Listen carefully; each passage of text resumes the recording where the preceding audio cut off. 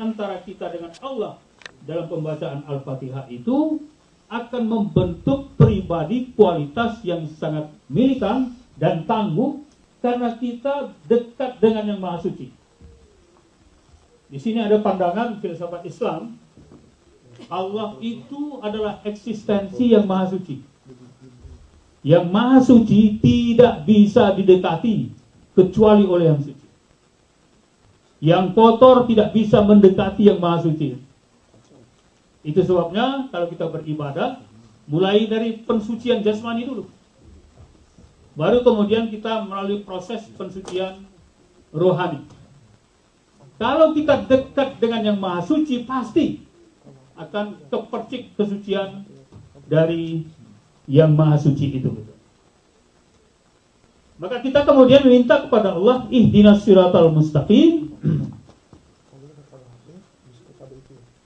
Lalu apa itu sebenarnya konkret dari siratal mustaqim itu di dunia? Maka ayat terakhir mengatakan siratal ladzina an'amta alaihim, jalan yang engkau beri nikmat. Saya memperhatikan atas nikmat ini. Tadi sudah disebutkan pada Ar-Rahmanir Rahim, semua manusia diberi itu, ya. Yang kafir, yang mukmin diberi. Tapi kita minta lagi siratal ladzina an'amta alaihim, jalan yang engkau beri nikmat atas mereka. Nikmatnya bagaimana? Nikmat yang membawa kita kepada jalan lurus tadi itu. Jangan nikmat yang membelokkan kita dari jalan lurus. Jangan nikmat yang kita kemudian keluar pada sabil-sabil yang kecil-kecil ini. Nah, dalam ajaran agama, antara lain, sabil nikmat itu adalah harta. Harta itu adalah nikmat. Nikmat itu kemudian harus kita pergunakan sesuai dengan siapa pemberinya. Kalau kita mengingkari tidak sesuai dengan keinginan pemberinya, itu artinya kita kufur nikmat. Tapi Allah mengatakan, memang saya beri nikmat, tetapi kamu saya beri kebebasan untuk mempergunakan nikmat itu.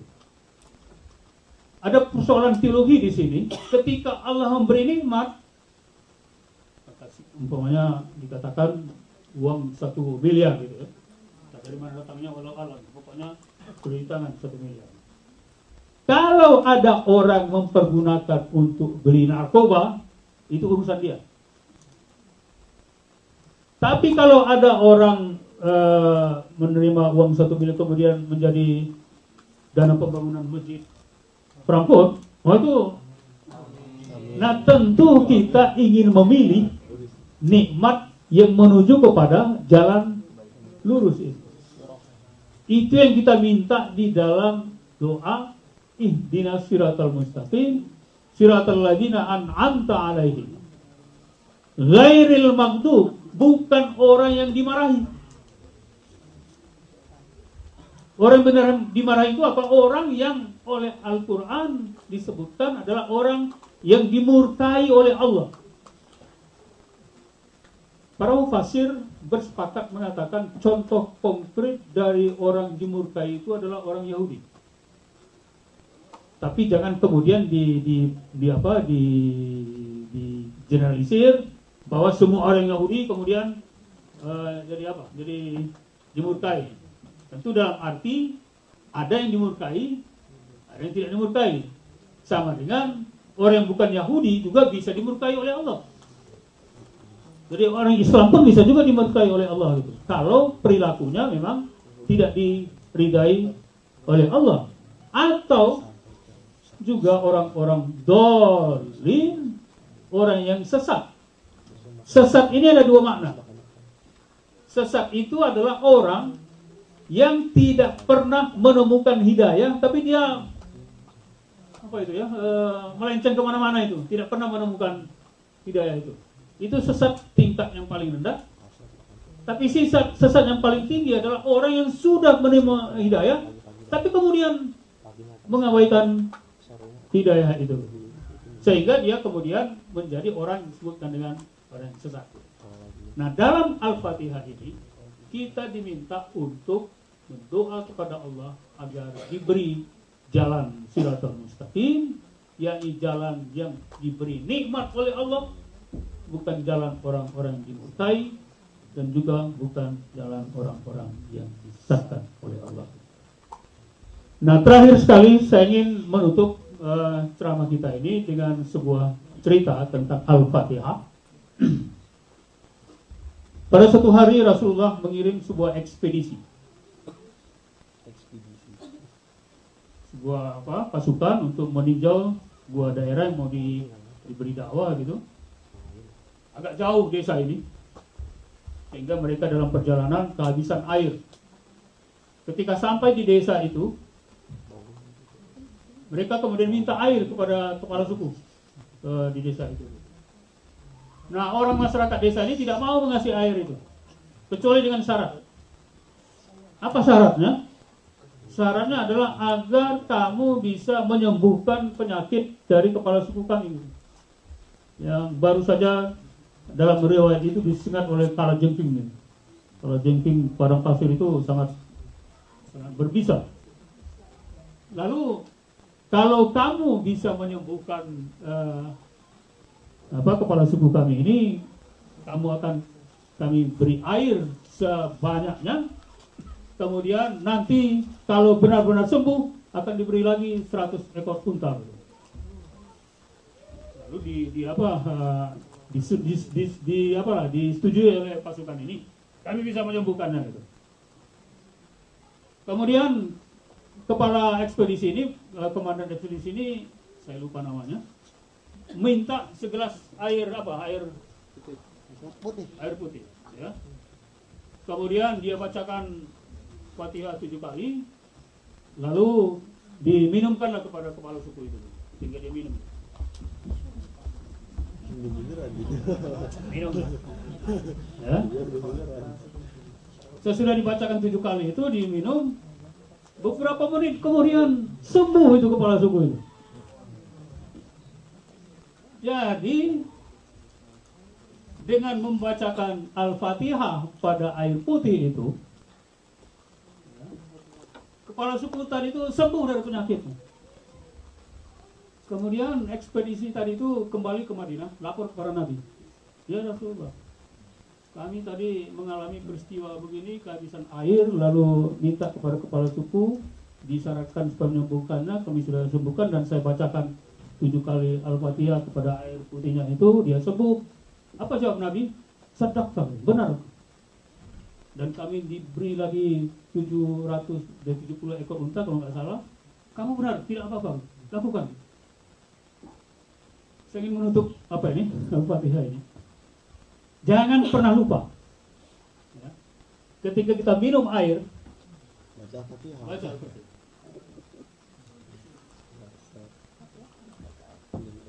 Memang kita tidak bisa menjamin ya, apakah itu yang membuat apa yang kita hadapi ini lepas gitu.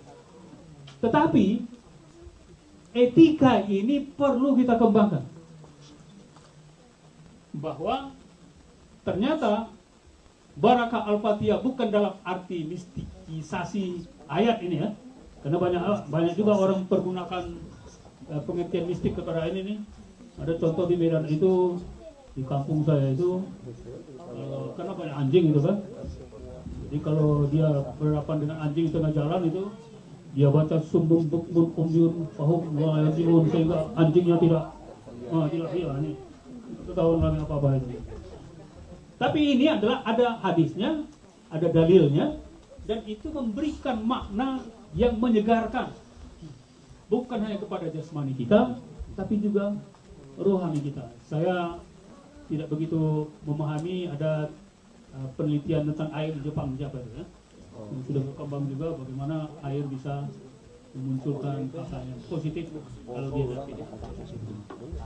Bapak-bapak, ibu dan saudara-saudara sekalian, maka dengan penjelasan ringkas tadi tentang Al-Fatihah, mudah-mudahan ada 3 hal yang ingin kita simpulkan di sini. Pertama, Al-Fatihah itu adalah ruhnya salat. Tidak sah salat seorang tanpa membaca Al-Fatihah. Dan bacaan Al-Fatihah itu kata Allah, dia bagi 2. Oleh sebab itu, lakukanlah membaca Al-Fatihah itu dengan benar-benar khusyuk dan tadarruk. Jangan cepat-cepat gitu, sehingga tidak ada ruang untuk jawab oleh Allah itu ungkapan-ungkapan tadi itu. Yang kedua, jiwa dari Al-Fatihah itu adalah ihdinas siratal mustaqim.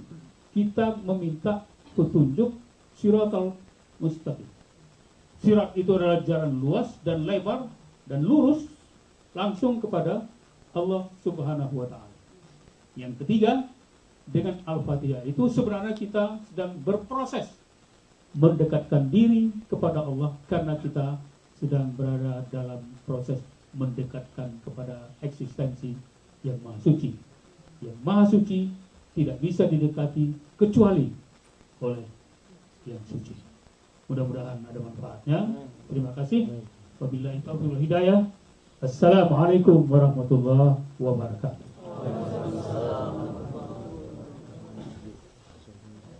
Assalamualaikum warahmatullahi wabarakatuh. Jazakumullah khairan jazak pada Bapak Ustadz atas tausiahnya. Semoga bisa membekas dan memberikan pelajaran dan hikmah yang berarti bagi hidup kita. Selanjutnya insya Allah akan dibuka sesi tanya jawab, sesi diskusi bagi Bapak Ibu sekalian dan juga teman-teman yang memiliki pertanyaan. Insya Allah akan diberikan kesempatan pada 3 orang. Silakan. Oh Ibu, ya.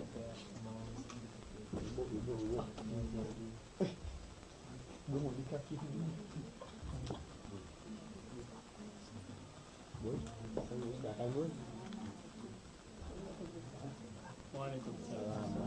Ini ganti-ganti. Agak. Ini.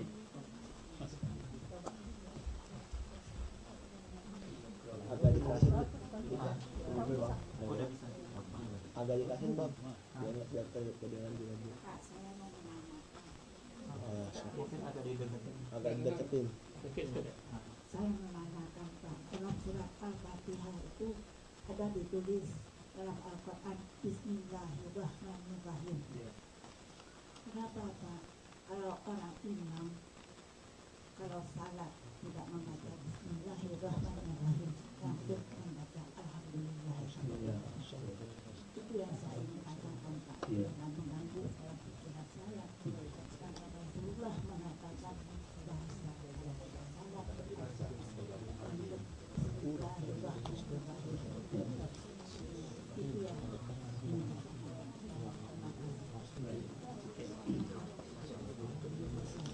Baik,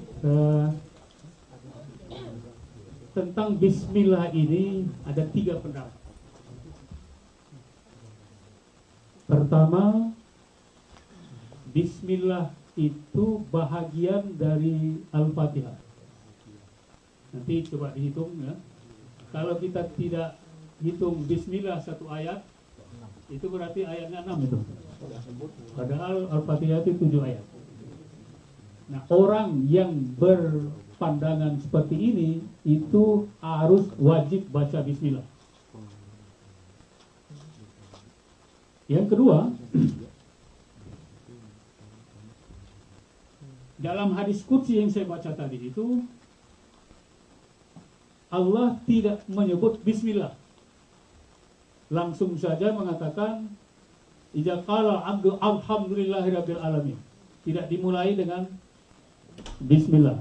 Jadi aliran ini memegang hadis qudsi ini yang tidak menyebutkan Bismillah dalam hadis itu.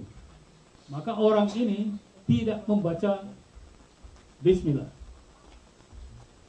Aliran kedua ini. Aliran ketiga, benar bahwa disebutkan, tetapi ada hadis yang mengatakan Rasulullah itu tidak kedengaran membaca Bismillah. Oleh sebab itu mereka berpendapat bahwa dia benar bagian dari Fatihah, tetapi tidak terdengar dibaca, maka dibaca dalam hati. Jadi sebelum baca Alhamdulillahirrahmanirrahim, dibaca dulu Bismillahirrahmanirrahim, baru kemudian imamnya jahar membaca Al-Fatihah. Ketiga-tiga ini benar nih pendapat ini, Bu. Silakan pilih mana yang mau dipegang. Ya.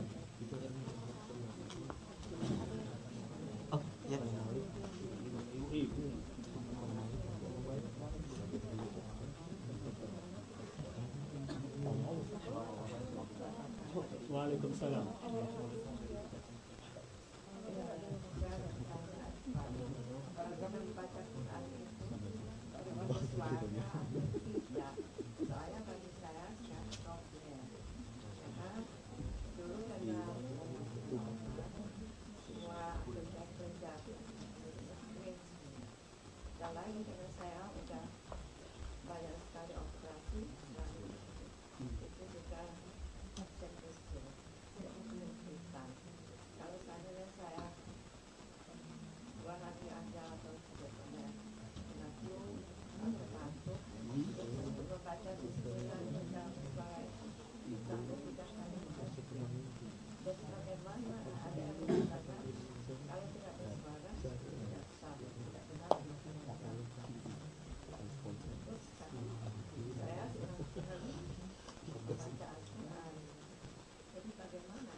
Ya.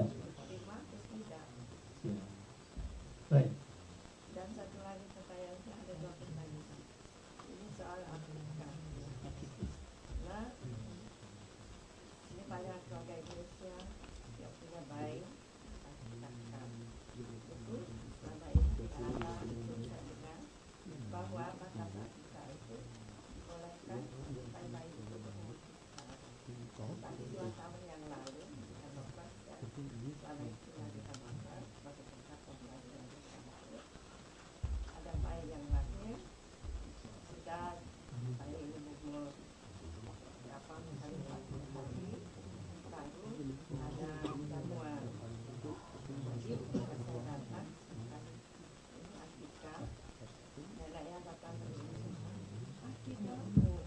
Afrika itu kita terlambat di tanah air di Indonesia karena Afrika itu hanya bisa sampai 7 hari. Kalau dilakukan kita lakukan tidak sah. Jadi yang mana yang tidak sah?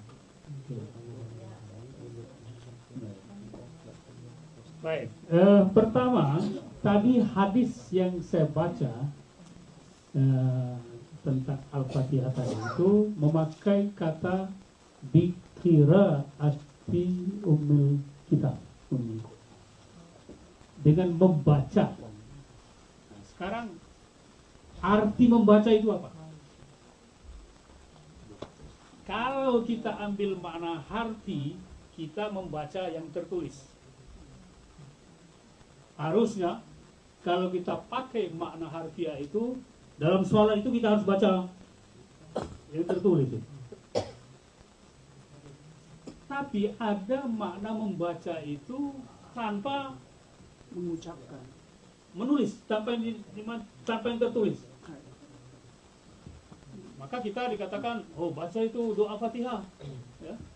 Tanpa kita lihat tertulis, kita baca. Tapi ada pengertian ketiga, baca dalam hati.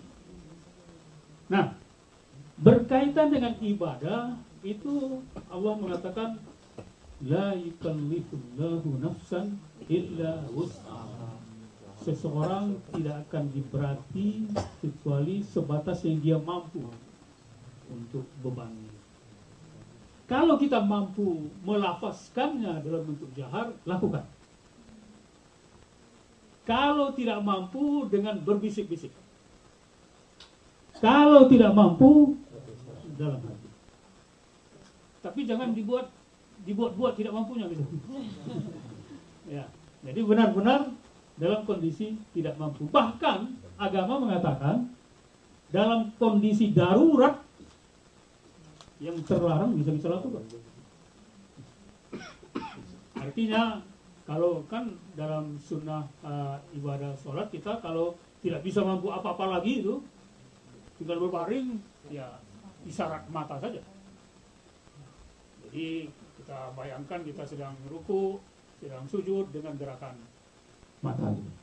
Jadi ibu bisa melakukan semampu kuat apa yang kita bisa lakukan.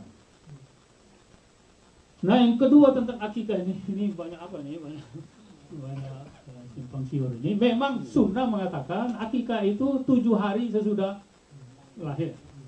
Ya. 2 kambing untuk anak laki-laki, 1 kambing untuk anak perempuan. Tetapi ini adalah pekerjaan sunnah, tidak wajib. Karena dia sunat, maka pendapatnya itu bisa melebar kemana-mana. Toh tidak berdosa sudah tidak melakukannya, dan tidak berdosa juga melakukannya. Ya. Tetap ada nilai di situ. Oleh sebab itu, banyak orang kemudian karena di Jerman nggak bisa lakukan itu, lalu neneknya yang lakukan di tanah air sana gitu. Itu pun dihitung-hitung sudah lewat juga 7 hari, tidak apa-apa. Itu dalam konteks memberi makan kepada orang-orang fakir miskin di sekitar gitu. Jadi kita melihat itu, saya sependapat dengan pandangan itu, daripada tidak sama sekali lebih baik iya. Daripada tidak sama sekali lebih baik iya, padahal kita mampu untuk melakukan itu, walaupun tidak pada hari ke-7 tadi. Niatnya adalah berbagi rezeki kepada orang lain. Itu mungkin ya, itu pandangan saya. Makasih. Oke, mungkin terakhir dari bapak-bapaknya. Tadi belum ada yang tanya. Ya. Assalamualaikum warahmatullahi wabarakatuh. Waalaikumsalam. Kebiasaan saya, misalnya saja kalau membaca Al-Fatihah sungguhnya terlalu panjang, tetapi misalnya saja kalau sebelum makan bilang Bismillahirrahmanirrahim, setelah makan Alhamdulillah. Juga kalau saya nyetir mobil atau mengerjakan sesuatu bilang Bismillahirrahmanirrahim. Kalau selamat sampai di rumah, sampai itu ini Alhamdulillah. Saya mengajarkan juga kepada cucu saya orang Jerman yang belum tahu apa-apa supaya mengucapkan Bismillahirrahmanirrahim. Apakah itu dibenarkan atau cukup atau memang harus seluruhnya? Ya, tadi sudah saya awali tadi pembicaraan saya tentang Bismillah ini dengan kisah singkat itu ya. Jadi dalam sebuah hadis lain Nabi mengatakan kullu amrin dibalin la yubda'u bi bismillah bahwa aqta. Seluruh pekerjaan, perbuatan yang tidak dimulai dengan bismillah, dia terputus. Apa arti terputus ini? Terputus dari keberkatan. Itu makna aqta di sini. Jadi pekerjaan kita itu tidak berkah. Maka agar semua pekerjaan ini mengandung berkah, penuh keberkatan, maka kita mulai dengan bismillah. Jadi pilihan Bapak tadi memulai setiap pekerjaan dengan bismillah itu sudah pilihan yang sangat tepat. Memberi berkah kepada perbuatan-perbuatan yang kita lakukan. Nah, bagaimana itu kita ajarkan kepada, berarti belum Islam juga itu? Sudah. Soalnya artinya itu bagian dari dakwah pendidikan. Kalau bisa sebenarnya dalam konsep pendidikan pranatal Islam itu sejak di kandungan sudah diajarin itu. Bismillah itu. Sampai kemudian dia lahir terus dikembangkan kemantapan terhadap menyebut nama Allah. Jadi saya kira Bapak sudah berada pada Siratal Mustaqim sebenarnya itu. Diteruskan saja itu, mudah-mudahan nanti pada usia lanjut kemudian dia menjadi seorang muslim yang baik. Amin.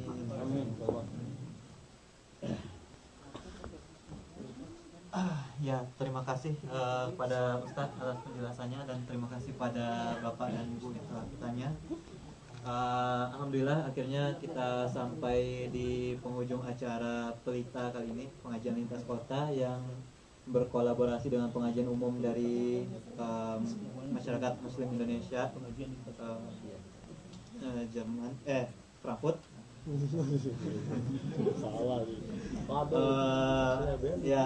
Untuk informasi tentang Pelita ini sendiri kali ini diadakan di Frankfurt. Namun insya Allah juga akan diadakan di lokasi-lokasi lainnya seperti Darmstadt, Marburg, Gießen ataupun Kassel. Jadi mungkin nanti teman-teman juga bisa, teman-teman ibu-ibu dan juga bapak bisa untuk di kesempatan lainnya bersama-sama bersilaturahmi ke pengajian tetangga kita di negara bagian Hessen untuk mengenal satu sama lain supaya kita bisa lebih dekat. Selanjutnya sebelum kita tutup, kita mintakan dari Ustadz mungkin meminta doa, membacakan doa. Juga ada permintaan dari beberapa jamaah. Yang pertama ada beberapa jamaah kita yang meninggal, ada beberapa waktu silam, ada almarhum Bapak Handoko, almarhumah Bu Warni, dan almarhumah Ibu Asih. Mudah-mudahan beliau mendapatkan ampunan dan diterima di sisinya. Lalu yang kedua ada dari Bapak Willy yang alhamdulillah sudah kembali dari Ukraina dalam misi perdamaiannya dengan selamat dan sehat walafiat insyaallah ya Pak.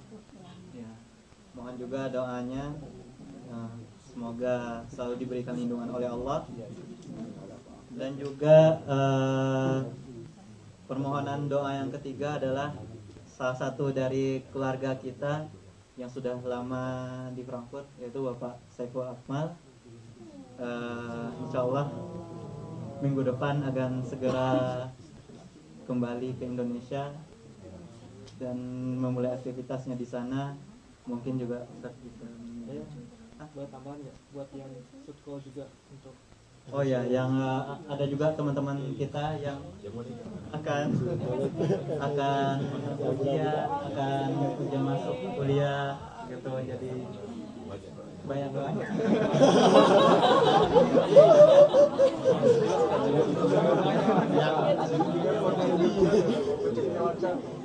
Lagi cari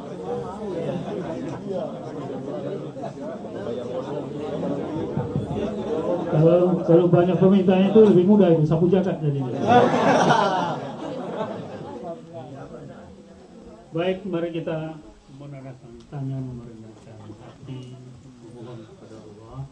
Pertama tadi kepada saudara-saudara kita yang sudah mendahului kita, kemudian saudara kita yang akan menghadapi berbagai kegiatan ujian apa tadi. Oh, ada yang doa syukur telah kembali dengan selamat. Mari kita awali dengan sama membaca Ummul Quran Al-Fatihah. A'udzubillahi minasyaitonir rajim. Bismillahirrahmanirrahim. Iya.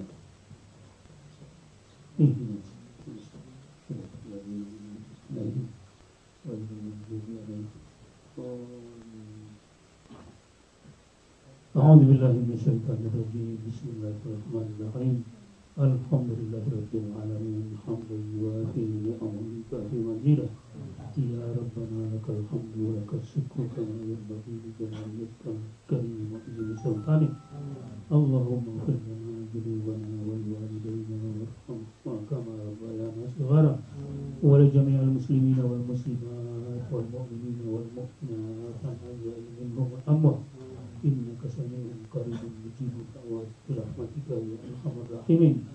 Khususan li arwahi Allahumma ighfir lahum dhunubahum waghfir lahum dhunubahum wasmadkhalahum wawsilhum bil ma'i wasal nafsihi min al-khataya kama yunqqa thawbul abyadu min ad-danas wa abdal daran min darihim wa al khairan minha wa zawjan min zawjihim wa qihim fitnatul qabri wa adzaban nar وقهم فتنة القبر وعذاب النار وقهم فتنة القبر وعذاب النار ربنا تقبل منا إنك أنت السميع العليم wa tub 'alaina ya Allah innaka antat tawwabur rahim.